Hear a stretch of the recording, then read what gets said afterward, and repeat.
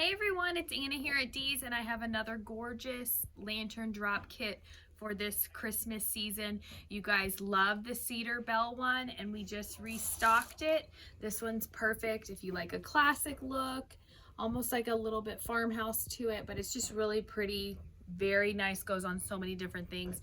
Today we're going to do a frosted one that has a little bit of snow, a little bit of glisten to it. It's going to be just as pretty, and we're going to drop it on the front of this lantern here.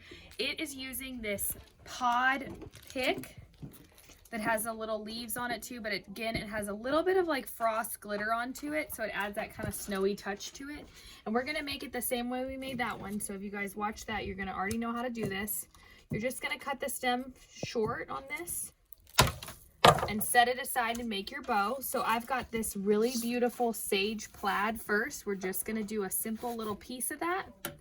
And then right on top of that, we're taking this really nice wired 1.5 inch red velvet. It's really pretty, rich color.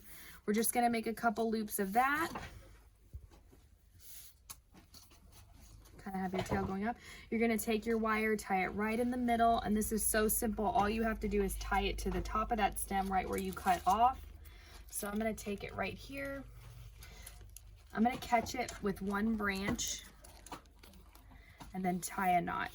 And I'm going to twist it on, and we're going to cut our ribbon. So all you need to do is just twist it. So if your lantern has like a steeple like this or a little hanger, you could twist it up there. I'm going to twist it a little lower on this one, right around the roof, just so it can hang down. And then I'm going to fix my ribbon and everything like that. So we're going to take our ribbon, kind of fix it a little bit. Cut those ends. Same thing here, bring that little red velvet to the front. There we go. So you guys have a beautiful neutral kind of non-snowy version here with the pop of red, and then this one just adds that little pop of white, that little pop of snow.